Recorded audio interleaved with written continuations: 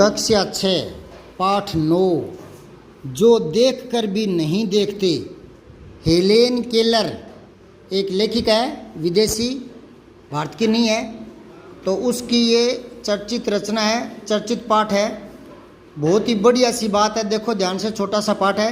जो देखकर भी नहीं देखते, ध्यान से सुनते रहना।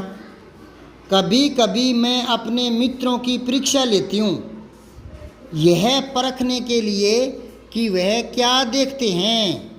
हाल ही में मेरी एक प्रिय मित्र जंगल की सैर करने के बाद वापस लौटी।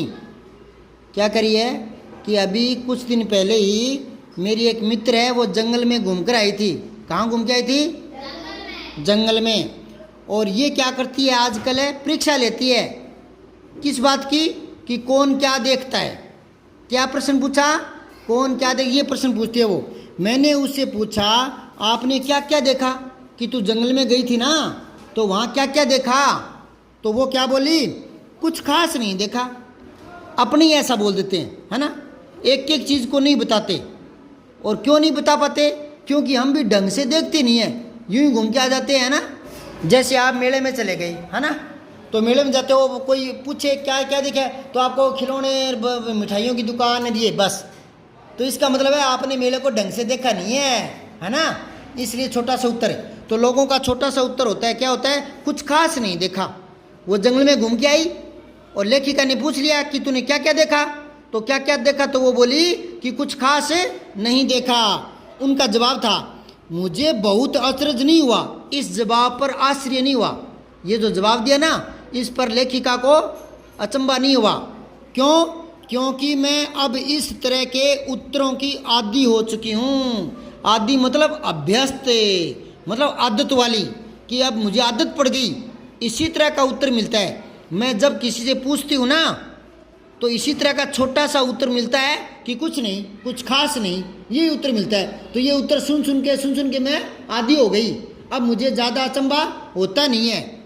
मेरा विश्वास है कि जिन लोगों की आंखें होती है ना, वे बहुत कम देखते हैं। बड़ी गहरी बात कह दी इसने, बहुत ही गहरी। आपको उल्टी सी लगती होगी। ज़्यादा कौन देखेगा? जिसकी आंखें खुली होगी वही देखेगा ना। और जिसकी आंख एक है वो कम देखेगा ना। और जिसकी आंख खराब है वो धुंधला देखेगा ना। लेकिन जिसकी आंखें हैं वो सबसे कम देखता है। ये उल्टी सी बात लगती है ना। अरे जिसकी आंखें हैं और वो कह रहे वो जिसकी आंखें वो तो कम देखता है, ये बात उल्टी सी लगती है ना। लेकिन ये उल्टी नहीं है, सच्ची है। बताऊं कैसे? कि मेले में पता नहीं क्या क्या चीज़ नोट करने वाली होती है, और हम आकर कहते कुछ नहीं, बस मिठाइयों की दुकान थी, खिलौने थे, झूले थे। 3 शब्द बोलते हैं। क्या मेले में 3 ही बातें होती है क्या? जब 3 ही चीज़ें होती है फिर पूरा दिन क्यों आनंद आता है? और भी बहुत सारी चीज़ें होती है ना, पर हम गौर नहीं करते, उनकी गहराई तक नहीं सोचते नहीं है। इसलिए नए नए विषय नहीं मिलते। किसी चीज़ के बारे में अपने ज़्यादा सोचेंगे ना, तो नई नई बातें निकल कर आएगी। नहीं समझे क्या? नई नई जानकारी मिलेगी, पर हम ज़्यादा सोचते हैं नहीं, इसलिए छोटा सा जवाब दे देते हैं। तब उसने कहा कि जिनके आंखें होती है ना, वो बहुत कम देखते हैं। अब इस बात को समझाएगा पूरे पाठ में, कैसे कम देखते हैं। देखते रहना, आपको समझ में आ जाएगा। क्या यह संभव है कि भला कोई जंगल में घंटा भर घूमे और फिर भी कोई विशेष चीज़ न दिखे? अब बताओ, उसने क्या कहा था? 1 घंटा घूमकर जंगल में कहा था कुछ खास नहीं देखा। क्या जवाब दिया उसने? तो तू ये बता, आप ये बताओ कि 1 घंटा जंगल में घूमोगे तो क्या 1 घंटा में कुछ खास दिखेगा? नहीं दिखेगा ना, बहुत कुछ दिखेगा ना। और इसने कह दिया कुछ खास नहीं, तो इसका मतलब है कि हम आंखें होते हुए कम देखते हैं। अब देखो, मुझे जिसे कुछ भी दिखाई नहीं देता, सैकड़ों रोचक चीज़ें मिलती है जिन्हें मैं छूकर पहचान लेती हूँ। ये आँख से अंधी है। ये जो लेखिका है ना, वो आँख से अंधी है। ये कह रही है कि मेरी आंखें नहीं है, फिर भी जिन चीज़ों को मैं छूती हूँ ना, अंधा होता है ना, अंधा, वो छूकर पता लगाता है, हाथ लगा कर। नहीं समझे क्या? अब अंधे को क्या पता कि बोल गोल होती है? अरे वो हाथ में लेगा तो पता नहीं लगेगा क्या? या देखने से दिखता है गोल, हाथों में लेने से पता नहीं चलेगा क्या? तो ये कह रही है कि मैं छूकर पता लगा लेती हूँ और बहुत कुछ सोचती हूँ उसके बारे में, बहुत कुछ सोचती हूँ। तो जब मेरी आंखें नहीं है तो ही मैं कई कई बातें सोच लेती हूँ, कई कई बातें देख लेती हूँ उनमें। तो फिर ये तो आंखें होकर भी कह रही है कि कुछ नहीं देखा। इसका मतलब है कि हम देखकर भी नहीं देखते, यानी आंखों वाले कम देखते हैं। मतलब हम मनन नहीं करते, चिंतन नहीं करते, सोचते नहीं है। समझ गए? तो अब आगे देखो, मैं भोजपत्र के पेड़ की चिकनी छाल और चीड़ की खुरदरी छाल को स्पर्श से पहचान लेती हूँ। ये हेलेन केलर है ना, ये अंधी है और कह रही है कि जो भोजपत्र पेड़ होता है ना, उसके जो पत्ते होते हैं चिकने चिकने छाल, उसको देख लेती हूँ मैं। और मुझे जो चीड़ का पेड़ होता है, जो खुरदरी छाल होती है, आपके यहाँ खेजड़ी होती है ना, खेजड़ी का जो तना होता है उस पर हाथ घुमा सकते हो क्या?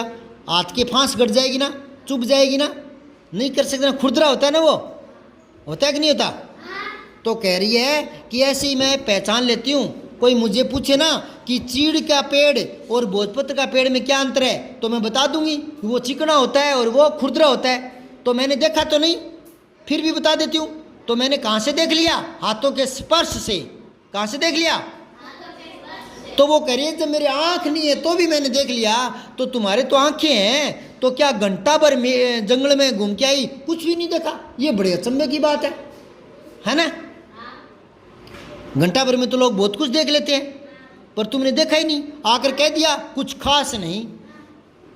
अब आगे देखो, बसंत के दौरान मैं टहनियों में नई कलियां खोजती हूँ।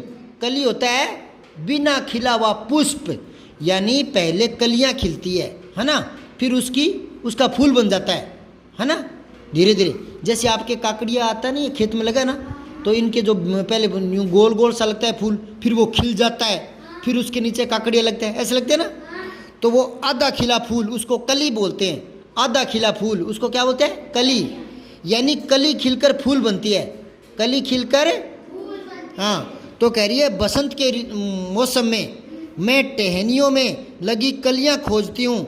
मुझे फूलों की पंखुड़ियों की मखमली सतह छूने और उनकी घुमावदार बनावट महसूस करने में अपार, यानी बहुत ज़्यादा, अपार जिसका कोई पार ही नहीं हो, असीम अपार आनंद मिलता है। अब बताओ, अपार आनंद किस में मिलता है लेखिका को? फूलों की पंखुड़ियाँ छूने में। एक तो गोल गोल, एक मुलायम मुलायम। तो मुझे बहुत आनंद आता है जब पंखुड़ियाँ छूती हूँ, तो फिर मैं सोचती हूँ कि कितना मुलायम है, कितना शानदार है, और कितनी बढ़िया खुशबू है, और गोल गोल है ना, और बहुत ही मखमली सी है ये, है ना। इस दौरान मुझे प्रकृति के जादू का एहसास हो जाता है। कह रही है कि मैं फूल देख कर ही पूरी प्रकृति के बारे में अंदाज़ा लगा लेती हूँ कि पूरी प्रकृति जादू की है। पता नहीं क्या क्या है दुनिया में, पता नहीं प्रकृति में क्या क्या चीज़ें हैं, कैसी कैसी है। कोई पेड़ खुरदरा है, तो कोई पेड़ चिकना है, तो कोई फूल कितने कोमल है, कोई खुशबूदार है। किसी फूल में कैसी खुशबू आती है, किसी दूसरे में किसी दूसरे प्रकार की खुशबू आती है। तो ये सारी चीज़ें मैं हाथ लगा कर सूंघ कर पता लगा लेती हूँ। अच्छा एक बात कहूँ, प्रकृति कितनी गजब है, ये लेखिका को कैसे पता लग जाता है? छू कर पता लग जाता है ना। तो वो बिना आंखों के इतना कुछ देख लेती है, तो आंखों वाले तो आकर इतना ही कहते कुछ खास नहीं देखा, कुछ खास नहीं देखा। अरे बावड़े, कुछ खास नहीं देखा तो 1 घंटा क्यों लगाया वहाँ जंगल में? 1 घंटा में पता नहीं क्या क्या चीज़ें देख लेते हैं। समझाई क्या? ये कह रही है कि मेरे आंखें नहीं है तो भी मैं प्रकृति के बारे में जान चुकी हूँ कि प्रकृति जादू भरी है। ये सारी प्रकृति जान गई, पूरी प्रकृति। कुछ चीज़ें छूकर जान गई कि प्रकृति जादू भरी है। अब आप बताओ, पूरी प्रकृति के बारे में उसने जानकर एक राय बना ली कि प्रकृति जादू भरी है। तो बिना आंखों के देख लिया ना, बिना आंखों की पूरी प्रकृति पहचान ली ना। और हम क्या घंटा भर माथा मार कर भी कह देंगे कुछ खास नहीं। तो इसका मतलब क्या निकलता है कि जो देख कर भी नहीं देखते कुछ लोग ऐसे भी होते हैं, जो देख कर भी नहीं देखते कुछ लोग ऐसे भी होते हैं। अब देखो, ये इसलिए बता रहा हूँ ताकि और कोई बच्चा है ना जिसके कभी पढ़ाते समय नहीं समझ में आया वो भी देख लेगा, है ना। कोई और स्कूल का नहीं समझे क्या? कई बार बच्चे ध्यान नहीं देते पढ़ते समय, और गुरुजी तो पढ़ा देते हैं, तब एक पाठ को बार बार थोड़ी पढ़ाएंगे, वो तो अगला पाठ पढ़ाने लग जाएंगे। तो ये उनके लिए मैंने रिकॉर्ड कर लिया ताकि वो देख लेंगे। तो इसने क्या कहा, इस दौरान मुझे प्रकृति के जादू का कुछ एहसास होता है। कभी जब मैं खुश नसीब होती हूँ तो टहनी पर हाथ रखते ही किसी चिड़िया के मधुर स्वर कानों में गूंजने लगते हैं। खुश नसीब की बात कैसे कह रही है ये इसलिए कह रही है कि चिड़ियों का चहचहाना इसको अच्छा लगता है, सुंदर लगता है सुनना, चहचहाना, है ना। और ये कोई पेड़ को भूल से छू लेती है, पेड़ के हाथ लगाती है, पेड़ के पास जाती है तो पेड़ पर बैठी चिड़िया उड़ती है, बोलती है, चींची करती है, तो इसको बड़ा आनंद आता है। इसलिए कह रही है कि प्रकृति की जो चीज़ें मैं महसूस करती हूँ उसमें मुझे आनंद आता है, इसलिए अपने आप को ये क्या कहती है, खुश नसीब। क्या कहती है, खुश नसीब। अच्छा देखो, जिनकी आंखें नहीं होती वो खुश नसीब होती है क्या, नहीं होती। अरे आदमी के भगवान ने पैदा किए तो आंख, नाक, कान, हाथ, पैर सही सलामत होने चाहिए ना, शरीर स्वस्थ होना चाहिए ना, तभी तो खुश नसीब होते हैं। पर इसके तो आंखें भी नहीं है ना, तो भी ये अपने आप को खुश नसीब क्यों मानती है, क्योंकि बिना आंखों के ही जब ये प्रकृति की चीज़ें देखती है तो इसको आनंद आता है, कल्पना कर लेती है, सोचती है, उसी में इसको खुशियाँ मिलती है। इसलिए चिड़ियों का चहचहाना सुनकर ये अपने आप को खुश नसीब मानती है। चिड़ियों का चहचहाना सुनकर अपने आप को खुश नसीब मानती है। हाँ, तो टहनी पर हाथ रखते ही किसी चिड़िया के मधुर स्वर गूंजने लगते हैं। अपनी अंगुलियों के बीच झरने के पानी को बहते हुए महसूस करके मैं आनंदित तो उठती हूँ। आप तो जो झरना होता है ना, पहाड़ों के ऊपर से पानी गिरता है, कल कल की आवाज़ के साथ बहता है, तो वो झरने देखने का आनंद अलग ही होता है। पर हेलेन केलर के तो आंखें नहीं थी, तो वो बहते पानी को कैसे महसूस करेगी। वहाँ झरने के पास हाथ लगाती है और हाथों के उंगलियों के बीच में से जो पानी गिरता है ना, बहता है, तो ये अंदाज़ा लगाती है कि इस तरह से पानी बह जाता है, कल कल की आवाज़ सुन जाती है, तो ये आनंदित होती है। मुझे चीड़ की फैली पत्तियाँ या घास का मैदान किसी भी महंगे कालीन से अधिक प्रिय है। कालीन होता है गद्दा, भी अमीर लोग होते हैं ना, वो मखमली गद्दों पर सोते हैं, आनंद लेते हैं। लेकिन आनंद केवल मखमली गद्दों पर नहीं है, प्रकृति की गोद में भी आप जाओगे ना, प्रकृति के पास भी जाओगे ना, प्रकृति की चीज़ें भी देखोगे ना, प्रकृति की चीज़ों को छूकर देखोगे ना, तो आपको उतना ही आनंद आएगा जितना मखमली गद्दे पर भी नहीं आता। ये कहती है कि जो पेड़ों के जो फूल पत्तियाँ नीचे गिरी होती है ना, है ना, पृथ्वी पर, तो वो मुझे महसूस होते हैं ना, तो वो मुझे गद्दे से कम नहीं लगते। बदलते हुए मौसम का समा मेरे जीवन में एक नया रंग और खुशियाँ भर देता है। मुझे दिखता तो है नहीं, लेकिन बदलता हुआ मौसम मुझे दिख जाता है। मुझे पता चल जाता है कि प्रकृति में 2-3 मौसम होते हैं, कभी वर्षा का मौसम भी आता है, कभी सर्दी का भी आता है, कभी गर्मी का भी आता है। तो ये सारे मौसम मैं महसूस करती हूँ। कभी कभी मेरा दिल इन सब चीज़ों को देखने के लिए मचल उठता है। इतनी सुंदर प्रकृति है, ये तो मैंने अंदाज़ा लगा लिया छूकर महसूस करके, लेकिन मेरा मन तो उनको देखने के लिए मचल उठता है। यूँ कह रही है ये, अगर मुझे इन चीज़ों को सिर्फ छूने भर से इतनी खुशी मिलती है तो इनकी सुंदरता देखकर तो मेरा मन मुग्ध हो जाएगा। क्या करिए कि जब मैं फूलों को हाथ में लेती हूँ, कोमल कोमल लगते हैं, सुंदर खुशबू आती है, तो मैं इन पर आनंदित होती हूँ। लेकिन अगर ये चीज़ें मैं आंखों से देख लूँगी तो कितनी खुशी होगी, बताओ, ढेर सारी होगी कि नहीं होगी। परंतु जिन लोगों की आंखें हैं ना, वे सचमुच ही कम देखते हैं। इस दुनिया के अलग अलग सुंदर रंग उनकी संवेदना को नहीं छूते। कह रही है लोग है ना, ऊपर ऊपर से चीज़ें देखते हैं, उनकी गहराई में नहीं जाते, उनमें जो आनंद भरा रहता है वो ले नहीं पाते, इसलिए वो कम देखते हैं। अच्छा, लोग कम क्यों देखते हैं?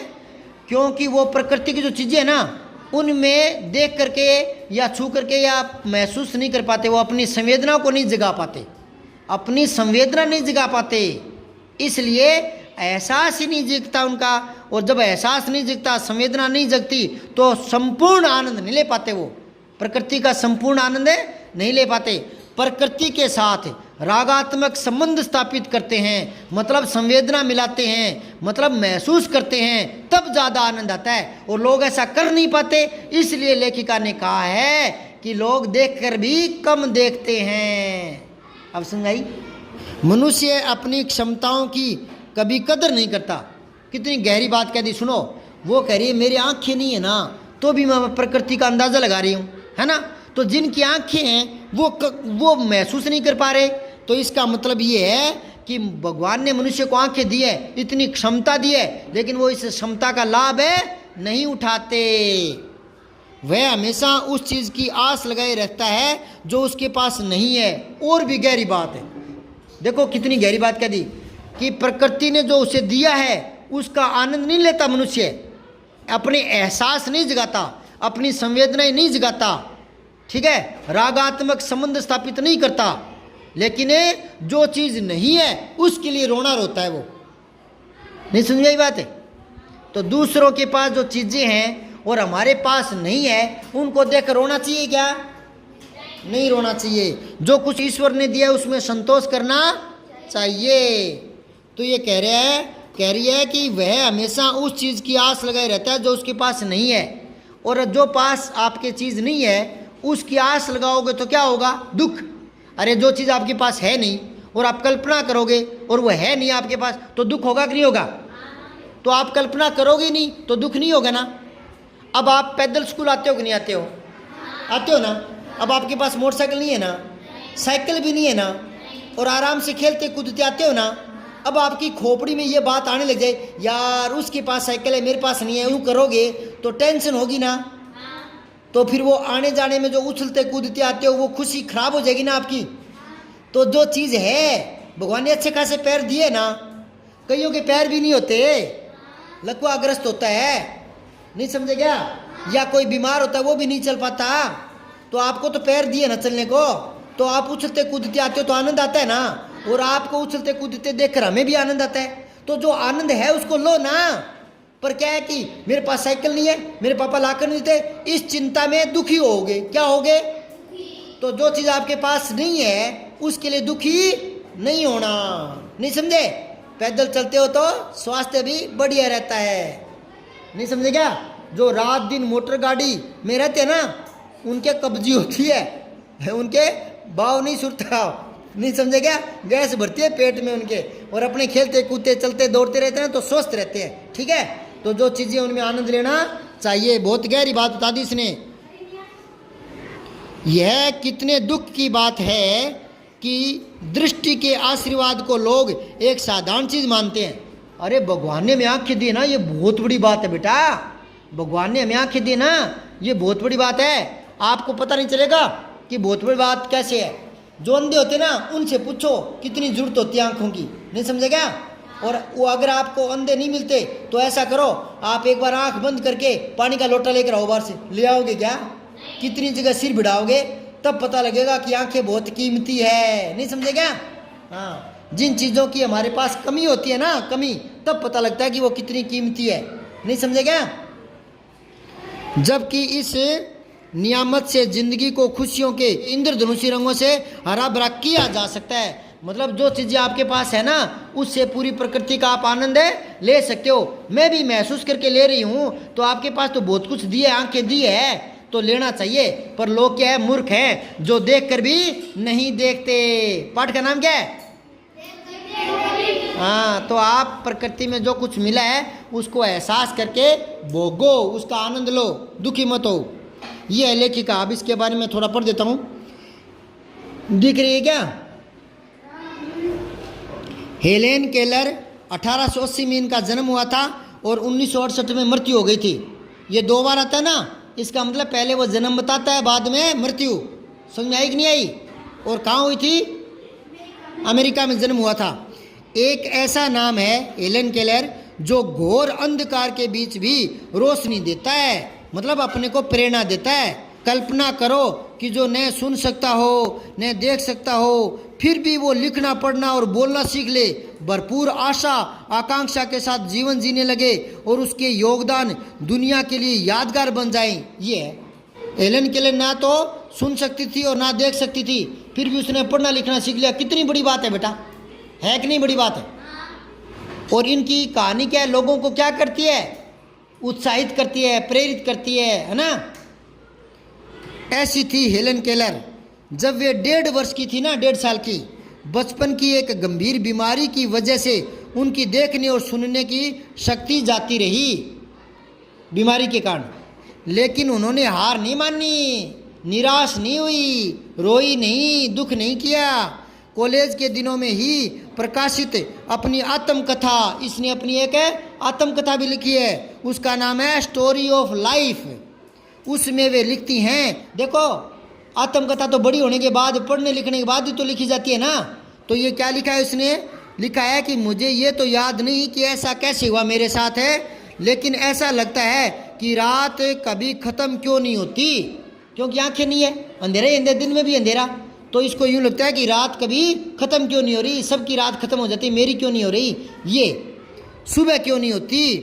दुनिया की सभी भाषाओं में इस किताब का अनुवाद हो चुका है। कौन सी किताब का? Story of life.